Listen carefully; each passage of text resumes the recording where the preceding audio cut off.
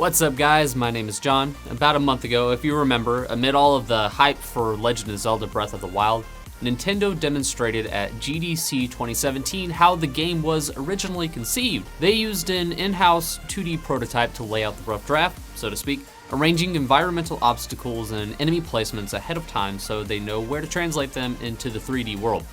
Given the in-depth work on it, including what appeared to be custom graphical assets specifically for the 2D prototyper, it seemed reasonable that it might eventually get packaged into a spiritual sequel to Super Mario Maker. After all, a similar origin story was had for the original Maker game.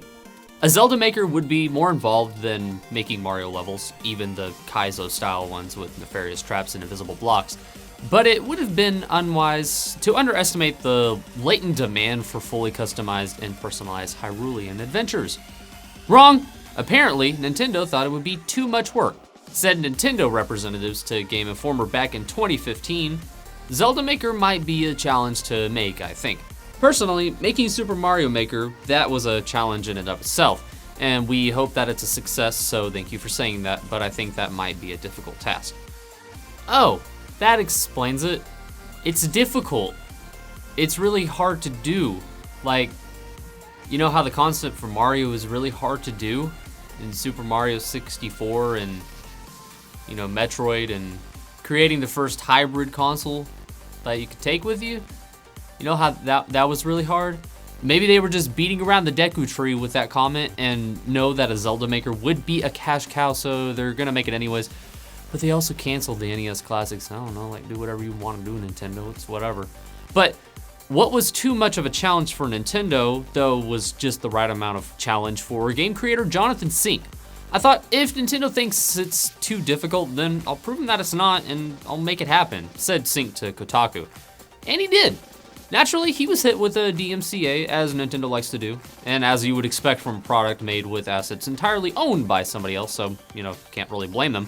But Sink persevered and reworked the base game with wholly new art and music assets, creating what he called Legend Maker, whose lineage is very clearly from both Zelda and Super Mario Maker alike. He said, "I've improved a lot of what Mario Maker tried to do by putting UI objects into categories like foliage, enemies, buildings, NPCs.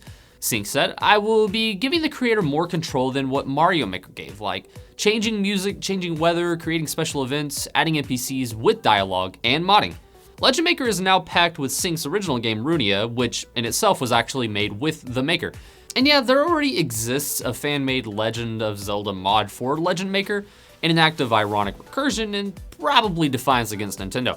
It may go one level deeper though. Nintendo's dismissal of a potential Zelda Maker was, after all, 2 years ago around the time that Mario Maker was releasing, and prior to the explosive success of the Switch and Breath of the Wild, and prior to their demonstration of an in-house prototyper at GDC.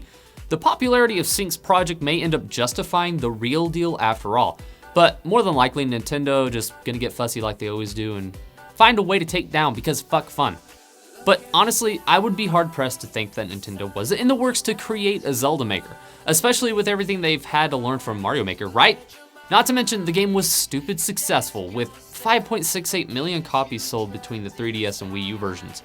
It's pretty damn good for a game limited to 2 consoles, one of which by all standards of the industry flopped hard. And like the fact that this dude is getting so much attention with his homebrewed version of what could be in a Zelda Maker, just shows that people would be all over this game. There are a lot of Maker-type build-your-own-world games out there, even whenever Mario Maker launched, there were tons. But they didn't have the Nintendo aesthetic. No! God, please, no! Imagine if you took something like, I don't know, RPG Maker 3 and added all the shit from the original Zelda titles in there. It just gives you a completely different aspect of creation than Mario Maker does. You don't have to rely solely on side-scrolling mechanics to build a great level. You have a huge variation of methods you can use to engage your players. Also, there wouldn't be any of the crappy don't move levels. Actually, no, people would definitely figure out a way to do that. They'd figure out some stupid other mechanic to ruin the top levels of the day. But there would be those that actually put thought and imagination into these levels as well. The same way that some of the best Mario Maker levels I played were the simplest, the same could be said for Zelda Maker.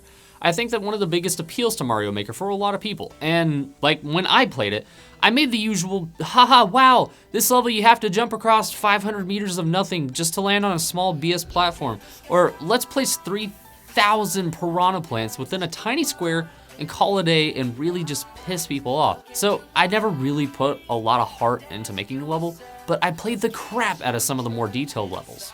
And those detailed ones were also simpler than the don't move or the this is really difficult for no asinine reason. It felt like stepping back into a Super Mario Bros. 3 or the original Mario on the NES, but with a completely fresh take, and it was great. If I had a chance to step into a new Link to the Past level or a complex variation of some of the boss battles from the original Zelda titles, I would be set.